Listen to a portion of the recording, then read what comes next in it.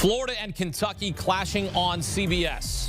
John Calipari, the Wildcats, have won 3 straight games after previously going on a 4-game losing streak. Jerry Palm currently has them out of the tournament. Of course he does. They're 8-13, 7-7 in conference play. 7 seed for Mike White and the Gators. They've lost 5 straight meetings, though, to Kentucky. Let's snap that streak. Chomp, chomp. But it's Brandon Boston Jr. looking good early, knocks down the 3. Then Boston driving, gets the floater to go. Count it! Kentucky up 5 after the made free throw. Boston went for 11 points in the first half. 2 minutes later, Florida down 5. Tyree Appleby comes up with the steal, takes the other way, throws it off the backboard. Oh, baby! Anthony DeRuggi. Get up and get down, young fella. Florida within 3. Then Appleby comes up with another steal. Let me get that steal, and let me throw a lob up to Scotty Lewis.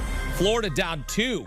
Kentucky had 9 turnovers in the first half. Gators scored 12 points off of those turnovers. Late first, Davion Mintz working in the paint. Gets that to go. Kentucky up 1 at halftime. Under 5 to play in the game. Cats down 3 now. Appleby turns it over. Devin Askew to Mintz for the dunk. It's a 1-point game. Ensuing possession, Trey Mann turns it over. Askew the other way. His layup blocked by Jacob Toppin. It's blocked, but that was Toppin there on the follow putback slam. Kentucky back up by 1. Under 4 to play. Appleby for 3. Feeling good.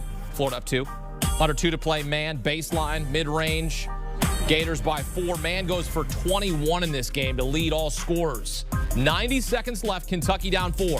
Isaiah Jackson strong to the bucket. Kentucky down 2. Wildcats will get a stop. They get a shot late to tie it or take the lead. Just over 30 seconds to play. Olivier Sarr. That's not good. Not even really a good look.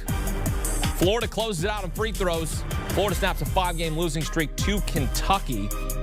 They get to 13-6 overall. Again, Jerry Palm had them coming in as a 7 seed in the NCAA tournament. Kentucky going to need to win the SEC tournament to have any chance to get into the big dance.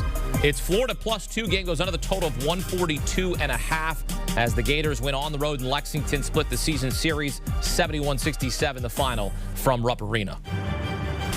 Get some instant analysis. Welcome in CBS Sports HQ college basketball analyst Matt Norlander and Chip Patterson. Matt, I'll come to you first here. What did you see in this game? Had a little bit of an NCAA tournament feel down the stretch, going back and forth.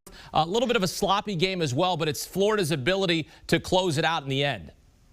Yeah, big-time stuff there for Florida. Trey Mann stepping up in a big way. I mentioned him in the pregame, mentioned him again at halftime, and look at that. Good. These are good gains for the Gators. Really positive development here. By the way, Palm had him as a 7 seed coming into the day.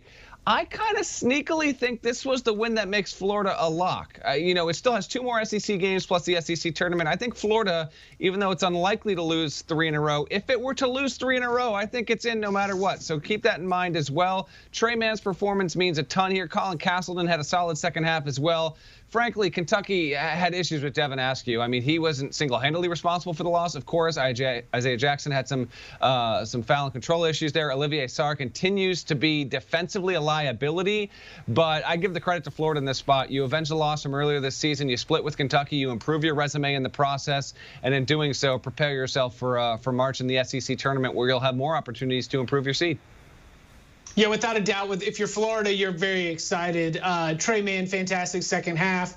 You got to see being able to close out in a way that Kentucky was not. But my big takeaway is about Kentucky. And Hakeem, you mentioned that stat about being unable to close out games. And I just don't think that this Kentucky team has the kind of guard play that they need to be able to win. I mean, we knew that Kentucky was not going to be in the field of 68 or the NCAA tournament picture unless they're able to go on some miraculous run in the SEC tournament. But can you even trust this Kentucky team in the SEC tournament, given the fact that their guard play has let them down time and time again? I mean, you mentioned right there, Askew 0 for 5 from the field, 0 for 3 from behind the arc. The fact that they don't have players, even beyond the point guard position, they just don't have players that can create their own shot. And when you don't have players that can create their own shot, when you get into these March Madness, crunch time minutes, SEC tournament, NCAA tournament, you got to have somebody that can go one-on-one and go get a bucket. Kentucky does not have that on this roster, and that was really the big reason why they were unable to close out against Florida. Chip, is that just simply a result of inexperience on this young Kentucky team?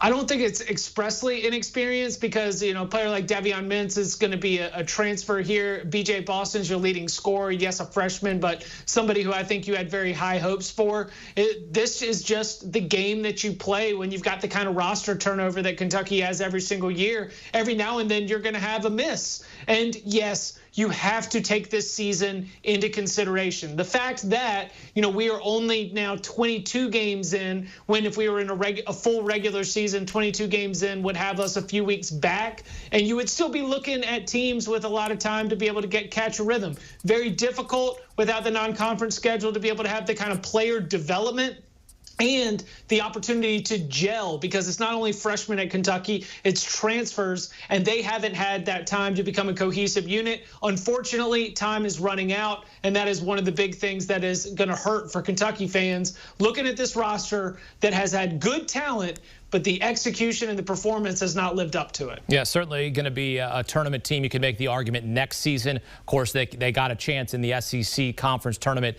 coming up in Nashville in March. But Matt, we've seen this Kentucky team kind of get hot and cold. We've seen the inconsistency. They beat a Tennessee team, albeit Tennessee's been a little bit hot and cold this season as well.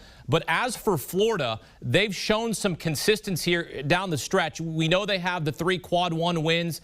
They have some quality wins, including that win on the road against West Virginia. Is Florida a team in your mind? I know you talked about in terms of their seed.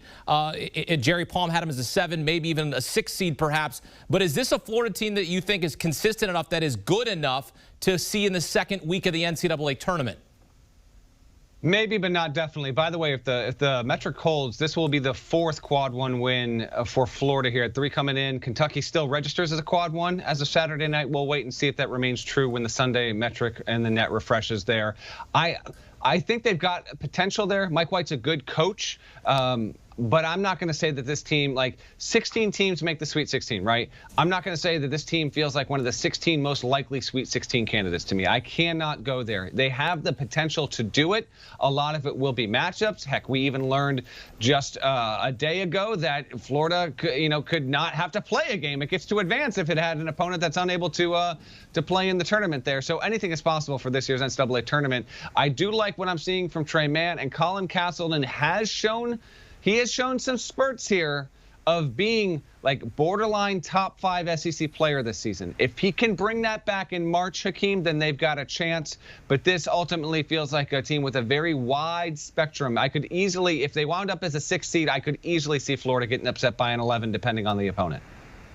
Yeah, I'm closer to that 6 seed upset by an 11 than I am to putting Florida into the Sweet 16. In fact, when I look at the SEC, I only see 2 teams that I would even advance, because I don't want to touch Tennessee. I don't want to touch Missouri. Florida has looked good, winning 8 of their last 11. But outside of Alabama and Arkansas, I just find a lot of untrustworthy teams in the Southeastern Conference. And so when it comes to advancing beyond the first weekend, I do not have Florida on my list of teams that I feel good penciling all the way in. Because remember, Hakeem, that bracket gets released, and Matt Norlander, myself, Gary Parrish, Jerry Palm, Kyle Boone, David Cobb, we got to fill that thing out in 45 minutes. And so we need to know our opinions on these squads going into it. I'll tell you right now, Florida is not on my list of auto advance to the Sweet 16. Florida goes on the road, an unranked Gators team, and beats the Wildcats in Lexington. Do you want a sports network that delivers everything that matters about the game? The highlights, the picks, the instant analysis, no yelling, no fake debates, no politics. Hit the subscribe button and never miss a moment.